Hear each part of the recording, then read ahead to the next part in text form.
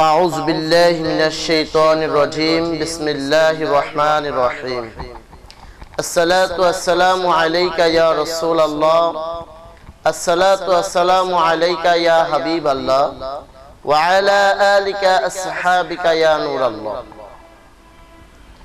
দূরের ও কাছের সম্মানিত দর্শক শ্রোতা মণ্ডলী সকলের প্রতি আমার আন্তরিক সালাম। আসসালামু আলাইকুম ওয়া রাহমাতুল্লাহ। আমি আপনাদের সামনে ওয়াস মিডিয়া বগুড়ার পক্ষ থেকে সকলকে জানাই সাদর সম্ভাষণ ও অভিনন্দন। সম্মানিত উপস্থিতি, আমি আজকে যে আলোচনার বিষয়টি নির্ধারণ করেছি সেটি বর্তমান সময়ের জন্য অত্যন্ত যুগোপযোগী এবং অত্যন্ত প্রয়োজন। সেটি হলো যুব সমাজ কেন ধ্বংস হচ্ছে। সম্মানিত উপস্থিতি, আলোচনায় আছি আমি মাওলানা আব্দুল কাদের সিদ্দিকী।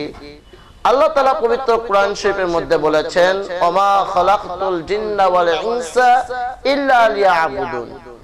আমি মানুষ জাতিকে শুধু সৃষ্টি করেছি আমার ইবাদত করার জন্য, আমার বন্দেগী করার জন্য, আমার নিবেদিত প্রাণ হয়ে জীবন যাপন করার জন্য। সম্মানিত উপস্থিতি, কিন্তু আজকে আমরা কি দেখতে পাচ্ছি, আমাদের যুব সমাজ, যারা আমাদের নতুন প্রজন্ম, যারা আমাদের দেশ করার কারিগর, যারা আমাদের জাতির মূল ভিত্তি, সেই যুব সমাজ আজকে চরমভাবে অধপতনের দিকে যাচ্ছে। এর জন্য দায়ী কারা, এর জন্য দায়ী কি আমাদেরকে বুঝতে হবে।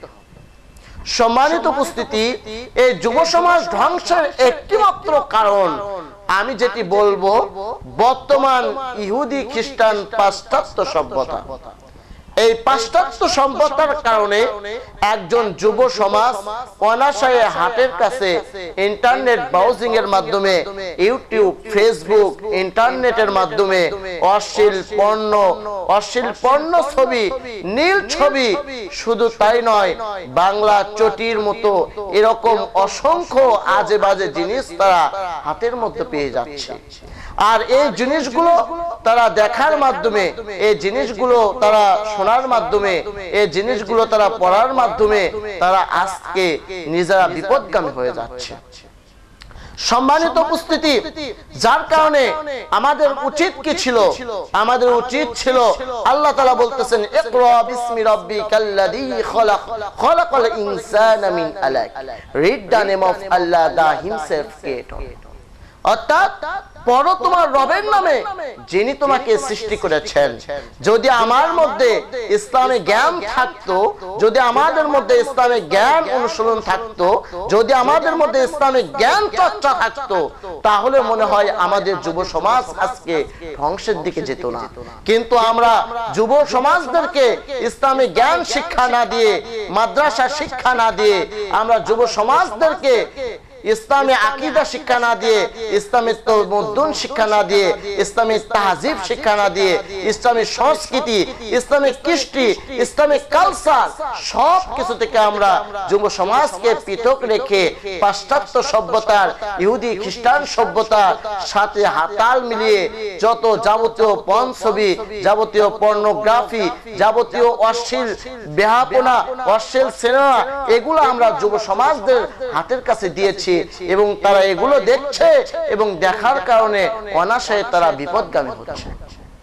সম্মানিত উপস্থিতি, আজকে আমরা সমাজের দিকে তাকালে দেখতে পাই নয়নবন্ড, এই রিফাত হত্যার যে নয়নবন্ড, এই নয়নবন্ড কিন্তু নয়ন এরকম ছিল না। তাকে বর্তমান সমাজ, বর্তমান প্রেক্ষাপট, ইহুদি খ্রিস্টান পাশ্চাত্য সভ্যতা তাকে ধ্বংস করে দিয়েছে। কারণ নয়নবন্ড এরকম ছিল না। নয়নবন্ড ভালো মেধাবী ছাত্র ছিল, সে এইটে বৃত্তি পেয়েছে, সে এসএসসিতে বৃত্তি পেয়েছে, ট্যালেন্টফুল বৃত্তি পেয়েছে, কিন্তু সে নয়নবন্ড এক সময় দেখা গেল সে সমাজের জন্য ক্রাশ হয়ে গেল। সে একদিকে মাদকের ডিলার হয়ে গেল, একদিকে নারীর ডিলার হয়ে গেল। তার রোম থেকে যে ল্যাপটপ বের করা হলো, ওই ল্যাপটপ থেকে হাজার হাজার মেয়েদের, যুবতী মেয়েদের, তরুণী নারীদের সঙ্গে তার মেলামেশার ভিডিও ফুটেজ গুলো ওই ল্যাপটপে জমা ছিল। আসলে এই নয়ন কি তৈরির পেছনে দায়ী কারা? এই নয়ন পেছনে দায়ী হলো আমাদের সভ্যতা। এই নয়ন তৈরির পেছনে দায়ী হলো আমাদের প্রশাসন। এই নয়ন তৈরির পেছনে দায়ী হলো আমাদের দেশের সংস্কৃতি।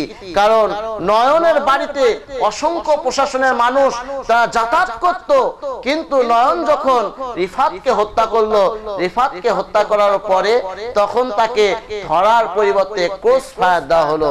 সম্মানিত উপস্থিতি, প্রশ্ন আসে তাকে ক্রস ফায়ার কেন দেওয়া হলো? কারণ তাকে হয়তোবা হতে পারে তাকে ক্রস ফায়ার না দিলে জাতির অসংখ্য মানুষের মুখোশ উন্মোচন এই নয়নবন্ডের মাধ্যমেই হবে, যার কারণে ওখান থেকে এই নয়নবন্ডের ইতিহাসকে সমাপ্ত করে দেওয়ার জন্য তাকে ক্রস ফায়ার দেওয়া হয়েছে। সম্মানিত উপস্থিতি, আমরা চাইবো আমাদের আর যেন কোনো নয়নবন্ড তৈরি না হয়। আমাদের এজন্য করতে হবে কি, আমাদের শিক্ষা ব্যবস্থার আমল আনতে হবে। ইকরা বিসমি রাব্বিকাল্লাযী খলাক, খলাকাল ইনসানা মিন আলাক। পড়ো তোমার রবের নামে যিনি তোমাকে সৃষ্টি করেছেন। খায়রুকুম মান তাআল্লামাল কুরআনা ওয়া আমালাহু, যে নিজে কোরআন শিক্ষা করে এবং অপরকে কোরআন শিক্ষা দেয়, সেই তো সবচাইতে দামি মানুষ, সে সবচাইতে উত্তম ব্যক্তি।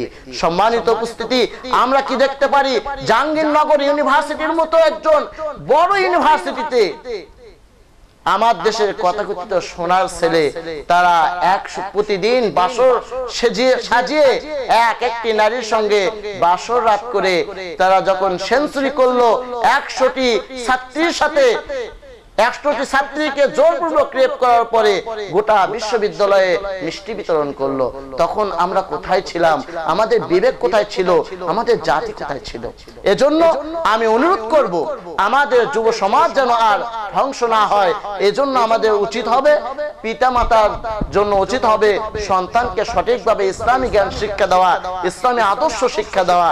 সেই সাথে প্রতিষ্ঠানগুলোর একত্র হতে হবে, ছেলে মেয়ে যেন একত্রে কোথাও অবাধ যাতায়াত করতে না পারে, স্কুল টাইমে যেন পার্কে অথবা ঘোরাফেরা করতে না পারে, স্কুল টাইমে যেন তারা একে অন্যের সাথে মেলামেশা করতে না পারে, তারা যেন লাভ লেটার, প্রেম ইত্যাদি আদান প্রদান করতে না পারে। এই বিষয়গুলো আমাদেরকে খেয়াল রাখতে হবে। আল্লাহ সুবহানাহু ওয়া তাআলা আমাদেরকে আমল করার তৌফিক দিক এবং একটি সুখী সমৃদ্ধ জাতি গড়ার জন্য যুব সমাজকে হেফাজত করুক। ওয়া আখিরু দাওয়ানা আলহামদুলিল্লাহি রাব্বিল আলামিন। আসসালামু আলাইকুম ওয়া রাহমাতুল্লাহ।